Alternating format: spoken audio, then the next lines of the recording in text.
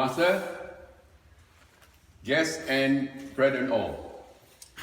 Our regional speaker, Don Graham, asked me to convey his apology to all of you because he couldn't make it today. He was very keen to come here yesterday, but unfortunately he got news that his father-in-law passed away in New Plymouth, so he had to go to New Plymouth yesterday to support his wife.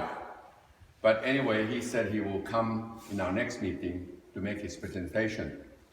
So your worshipful master and myself yesterday were frantically looking for a substitute speaker, but to no avail. So now you just have to settle with me. I volunteered to speak to you today on a subject which I think you may not be too familiar with. And the title of my speech is Fung Shui. Is it for real? I'm sure some of you have come across these two Chinese words, Feng Shui. These are the two Chinese characters. But you most likely don't know what it means. Feng actually is wind, Shui is water. For people who come from Asia, they know that Feng Shui is part of the cultures of many Asian communities, particularly those countries with Chinese population. But for some Westerners, Feng Shui may sound a bit superstitious, suspicious, and something that probably have no logical basis.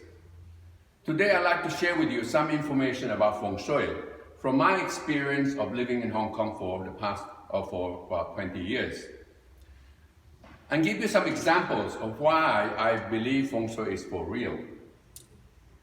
I do not pretend to be an expert in Feng Shui because to learn Feng Shui requires years of study and practice, like learning to be an electrician or a plumber. And most importantly, it requires an in-depth knowledge of the Chinese language, which unfortunately I don't have. What is Feng Shui? Well, according to experts, Feng Shui is an ancient art and science based on the Taoist religion, developed over 3,000 years ago in China. It is a complex body of knowledge that reveals how to balance the qi or the energy of any given space or location to ensure the health and the good fortune of the people living in it. Feng means wind and Shui means water. And in Chinese culture, wind and water are associated with good health and fortune. But how then can you tell whether the energy of a qi of a certain place is good for you? Well, like many things else in life, you need to consult the expert. In this case, a Feng Shui expert. He will use certain mathematical formula, and with the aid of a Feng Shui compass and your date of birth, he will do some calculation and determine whether a place or a house or a location is auspicious to you, for you. You can pass this around, Feng Shui compass. I came across Feng Shui when I first went to Hong Kong to work many years ago. Feng Shui is like a religion in Hong Kong, much like rugby in New Zealand. The rich man in Hong Kong, the richest man in Hong Kong, Mr. Li Ka-shing, who's a property tycoon, pays a few $100,000 to his Feng Shui expert every year to help provide advice on where to build his commercial buildings. This man, this Li Ka-shing, is worth $30 billion US, but he needs a Feng Shui expert to provide him advice on when it comes to making major decisions. Even the HSBC, which is a traditional international British bank, employs a Feng Shui advisor to help them find suitable locations for their branches worldwide. At first, when I heard about Feng Shui, I didn't believe it. Having been brought up in a Catholic country than Philippines, I thought it was witchcraft. But when I decided to buy my first apartment in Hong Kong off the plan, I realized it was a big financial commitment. It cost around $1 million Hong Kong dollars at that time, which is about, in current money, is about 300,000 Hong Kong. But my Hong Kong secretary insisted that I have to consult a Feng Shui expert. So I did.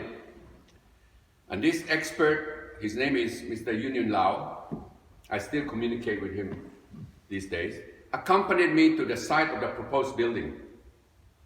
He used his Feng Shui compass, determined the exact location of the site, did some calculations, and recommended that I bought the unit on the 12th floor of the building, facing the Hong Kong harbor, but away from the Chinese temple nearby, because according to him, a house, an apartment facing a temple or a church doesn't have good Feng Shui. I paid him the equivalent of New Zealand dollars, 1,000 New Zealand dollars, which was quite a sum at that time. And he guaranteed me that I would make a lot of money on my property. However, 1 year later, Hong Kong suffered an economic downturn. The property prices plummeted, including that of my apartment, which were dropped by 25%. I was so angry at this Feng Shui expert for giving me wrong advice. I thought and that by that time my suspicion about Feng Shui was confirmed. It was all a big scam. But a year later, after the crash, the Hong Kong property market recovered due to the influx of foreign investments. And lo and behold, the price of my property skyrocketed by 90% in 12 months. And for the first time in my life, I was a millionaire in Hong Kong dollars. I was over the moon, and from that time on, I became a firm believer of Feng Shui and an evangelist of Feng Shui. When I first moved to New Zealand in 1999, I was not sure whether Feng Shui applies to New Zealand, so I did not consult a Feng Shui expert when I bought my first house. But things started to go wrong. My wife and I could not sleep at night. We had constant arguments, and I couldn't find a job for months. Luckily, a friend of mine recommended a Feng Shui expert who was originally from Hong Kong. So this Feng Shui expert came to my house, rearranged the location of the bed, suggested we block the pedestrian gate on my front yard, and he said that because the good luck comes from the main gate, goes to my house, and goes out through the pedestrian gate.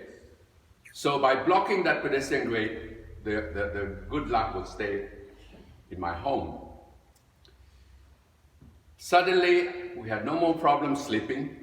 There was less arguments, and I found a job in less than 2 months, and money started to come in.